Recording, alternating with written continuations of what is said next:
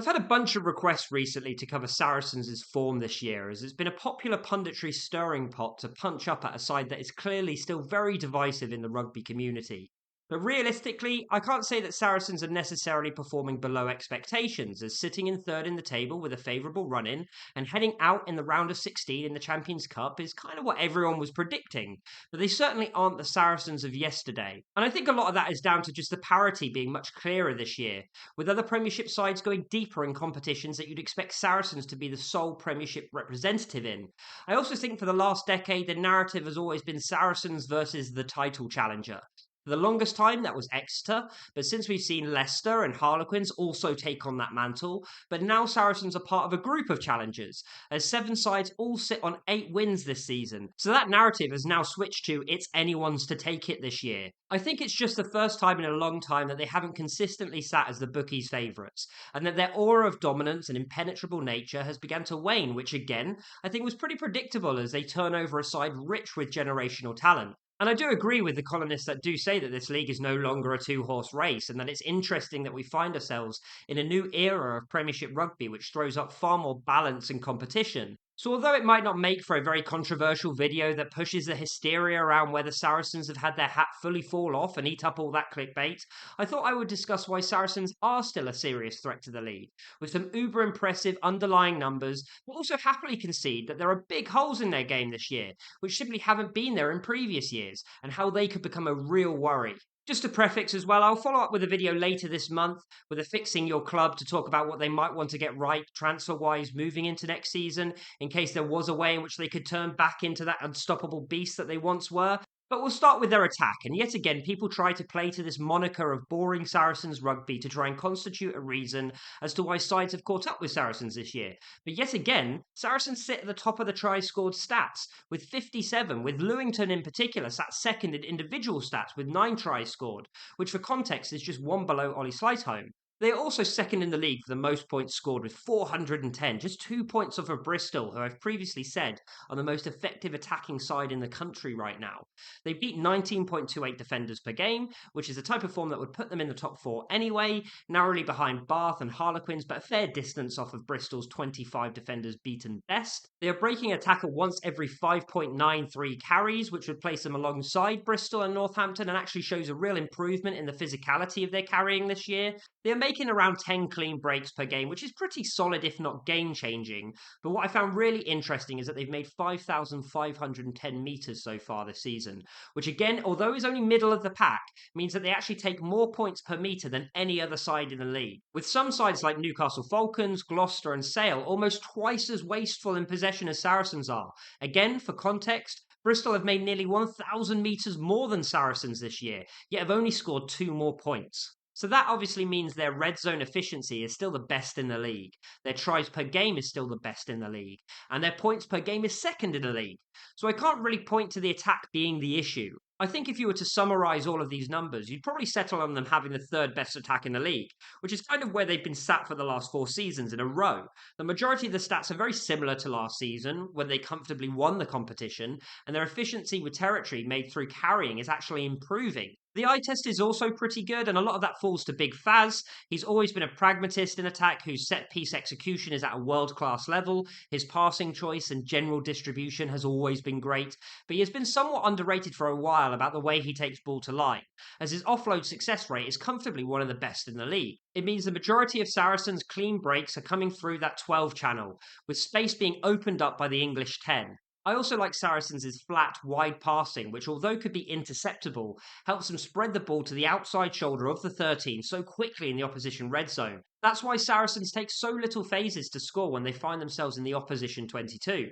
But what about Saracens' defence? Well, that's probably the second best in the league for me, behind an incredibly all-action Northampton side who are dominating the defensive stats this year, and narrowly ahead of a Bristol side who have also plied their trade really well undercover. It's actually not that big of a compliment though, as some of the defending in the league this season has been shockingly poor, but nonetheless, it's a massive contributing reason as to why Saracens have the best points difference in the league. They have an 87% tackle success rate, which is certainly top four level, against 1,831 tackles, which is also very similar to the numbers coming out of that competitive pack. They've also only missed 283 tackles so far this year, which is one of the lowest in the league, and comparatively to their London rivals in Harlequins, they're nearly a third better in that regard, with a number of games left to play this season. They have 104 turnovers won, which is good, but around the middle of the park and largely carried by the good work of the likes of McFarland and Christie and Earl. Where they do need to improve is turnovers conceded, though, which at 179 is very un-Saracens like, and probably the worst it's been in over half a decade. It's still nowhere near as bad as 8 other sides in the league this season, but it's the manner of turnover which will be really frustrating for them, as they actually win 96% of their rucks, and they're one of the only sides to have completed over 1,000 successful rucks so far this season. But little knock-ons, being ripped in the tackle, getting stood upright, and so on will be really frustrating for them and put the burden back onto their defence. Another very un-Saracens-like quality which has come from this year is their discipline. They've received 10 cards this season, 9 yellows and 1 red.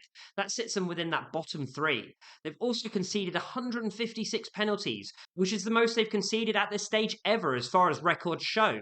That's more than 11 penalties per game, and the severity of those infringements also puts the worst ratio of card to penalty, meaning that they're either not enamouring themselves to the ref whatsoever, as has been criticised with Owen Farrell previously, or it's their lapses in concentration, which tend to be around the collision area or repeated infringements. Their kicking from hand, however, has been excellent this season, and no side has made more metres from kicks in the Premiership, having sent the ball over 8 miles in distance this campaign. They are sat around 2,000 metres ahead of the rest of the pack, which is kind of one of those stats that can be really difficult to signify importance, but that territory win paired with red zone efficiency still makes him a really sticky prospect to come up against. What won't make for pretty reading, though, is that place kick success, which has been a weirdly underlying problem across the whole of the league this season. Typically, we'd say in previous seasons that anyone kicking below an 80% ratio would hurt a title challenge, but the majority of the league is sat under that mark, and Saracens are included towards the bottom of that pecking order, kicking at a brutal 69% success rate. Similarly to Bristol, despite the point-scoring tear that Saracens are on, they are leaving too many points out there. Even if they landed 10% more kicks, that would have contributed an additional minimum of 82 points this year. That's staggering. At the set piece, which is where a lot of folks are pointing the biggest decline is based, they've definitely taken a step back, but it's not awful. A 90% line-out success rate matches up with the rest of the crowd, and an 88% scrum success percentile is actually fine, but it is a little bit worse than those around them. Now, the scrum success looks better than it actually feels, because there haven't actually been that many handling errors in many Saracens games.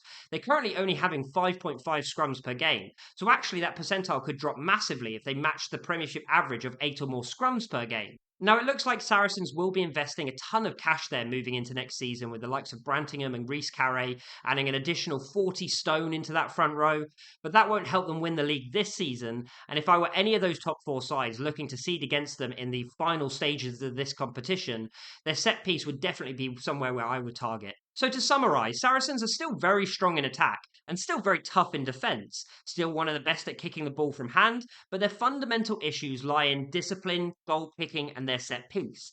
Is that enough to win the league this season? And honestly, no. They need at least one of these other elements to be ticked before they can mount a legitimate threat, as a lot of those bodies around them only have 1 or 2 issues that they have to cover their tails with. Where this has been immediately obvious has been in Europe, in which Saracens have sputtered to poor results and an eventual thrashing by the hands of Bordeaux. Where they lost those games were the intensity that those sides on the continent bring to the set piece, and their ability to manipulate poor discipline through frustrating the opposition. The blueprint to beating this Saracen side is a little more straightforward than they would want it to be. As with the likes of Bristol, Bath and Northampton, their weaknesses aren't so linear. But you can never count Saracens out, and when they get things right, we see cricket scores such as what they did to Harlequins a few weeks ago. So I'd be really interested to hear your comments in the comment section down below on where you think Saracens are going to end up this season, whether you think that they legitimately could challenge for the title, where you think they're going wrong, and also if you're a fan of Saracens, I'd be keen to understand which transfers you'd like to see come in and which holes within the squad you'd like to see me cover for my Fixing Your Club video, which will come out later this month. If you like this video, make sure that you like and subscribe if you're on YouTube. If you're watching this on TikTok, make sure that you follow for more rugby content.